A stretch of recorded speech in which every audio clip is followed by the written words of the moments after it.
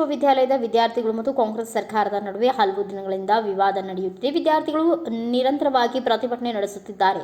ಹೈದರಾಬಾದ್ ಕೇಂದ್ರ ವಿಶ್ವವಿದ್ಯಾಲಯದ ಸಮೀಪದಲ್ಲಿರುವ ಸುಮಾರು 400 ಎಕರೆ ಭೂಮಿಗೆ ಸಂಬಂಧಿಸಿದ ವಿವಾದವಿದು. ಈ ಭೂಮಿಯಲ್ಲಿ ಐಟಿ ಪಾರ್ಕ್ ಆರಂಭಿಸಲು ಮುಂದಾದ ಸರ್ಕಾರದ ನಡೆಯನ್ನ ವಿರೋಧಿಸಿ ವಿದ್ಯಾರ್ಥಿಗಳು ಪ್ರತಿಭಟನೆ ನಡೆಸುತ್ತಿದ್ದಾರೆ. ಪರಿಸರವಾದಿಗಳು ಜೊತೆ ಸೇರಿದ್ದಾರೆ.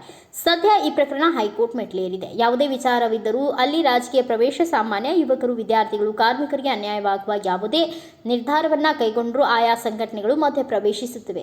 ಇದು ಅಗತ್ಯವೋ ಹೌದು. ಆದರೆ ಪ್ರಸ್ತುತ ಎಲ್ಲವೂ ರಾಜಕೀಕರಣಗೊಂಡಿದೆ. ಕಾಂಗ್ರೆಸ್ ಆಡಳಿತವಿದ್ದರೆ ಬಿಜೆಪಿ ತಳಗುವುದು, ಬಿಜೆಪಿ ಸರ್ಕಾರವಿದ್ದರೆ ಕಾಂಗ್ರೆಸ್ ಟೀಕಿಸುವುದು. ಅದರಲ್ಲೂ ಇತರೆ ರಾಜ್ಯಗಳಲ್ಲಿ ವಿಪಕ್ಷವಾಗಿ ಯಾವ ಯೋಜನೆ ನಿರ್ಧಾರವನ್ನು ವಿರೋಧಿಸುತ್ತಾರೋ ಅದೇ ರೀತಿ ಯೋಜನೆಯನ್ನ ತಾವಿದ್ದ ರಾಜ್ಯದಲ್ಲಿ ಜಾರಿ ಮಾಡುವುದು ಹೇಗೆ? ರಾಜಕೀಯ ನಿರ್ಧಾರ, ಸಿದ್ಧಾಂತ, ನಿಲುವು ಎಲ್ಲವೂ ರಾಜ್ಯದಿಂದ ರಾಜ್ಯಕ್ಕೆ ಬದಲಾಗುತ್ತದೆ ಎಂದರು.